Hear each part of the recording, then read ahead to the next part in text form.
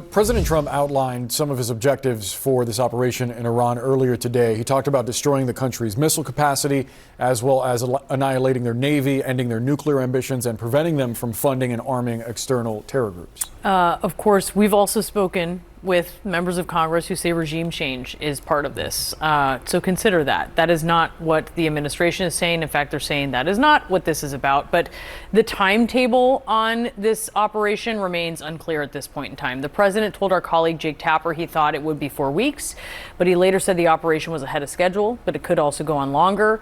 This is while Iran is warning its enemies are not going to be safe in their own homes. Let's talk about this now with CNN Global Affairs analyst Kim Dozier and former Associate Counsel to President George W. Bush, Jamil Jaffer. All right, Kim, to you, this sort of like objectives game where it seems like it's choose your own adventure, and everyone's choosing their own adventure. What are you making of it? And depending on the day and the hour, President Trump has moved the goalposts. Look, he has called on the Iranian people to overthrow the regime several times. I mean, he said in his first post on Truth Social over the weekend, wait until the bombs stop falling and then it's up to you, and this is the best chance you're ever going to get. Meanwhile, he's got his Pentagon officials trying to walk it back and make these clear military objectives, which are achievable, and give you an exit strategy. Still, if the regime doesn't change after the bombs stop getting launched, he's going to be judged by that.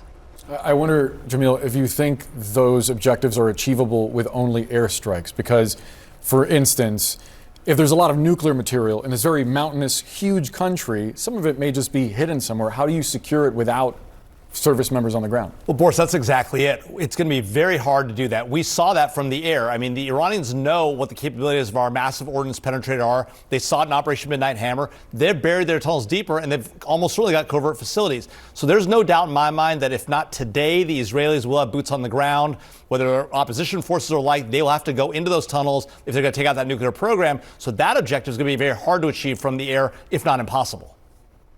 And Kim, when it comes to the other aspect of this, which is funding and supplying terror groups, airstrikes don't necessarily take care of that. How do you imagine the U.S. is going to try to prevent Iran from continuing to do that? Yeah, they certainly don't. Look, the Islamic Revolutionary Guard Corps is about 190,000 strong, and its job outside of Iran is to teach fledgling rebel groups how to build up an insurgency to frustrate a ruling power from the ground up. So if they get hit a lot, they know how to reconstitute themselves. And we're already getting signs of how they planned for this, in that the Iranian foreign minister told Al Jazeera yesterday that one of the units opened fire on Amman because they're operating independently without orders from the head office. They're operating on commander's intent, just like a Western armed force would. They planned for this, they prepared, and they're going to be really, really hard to unseat. We do have some breaking news that I want to get your reaction to, which is that Israel is expecting Iran's ability to fire ballistic missiles, that will be significantly impacted here in the next 24 hours. This is according to two Israeli officials, as the U.S. and Israel intensify their strikes in Iran. What do you think about that, Jamil? Look, I think that's right. I mean, in part, the Israelis have already taken a significant chunk out of their ballistic missile engine capacity, right? We knew they did that early on strikes before Operation Midnight Hammer. Now they're going after the core production facilities and the like. We know they've been getting supplies from China and elsewhere.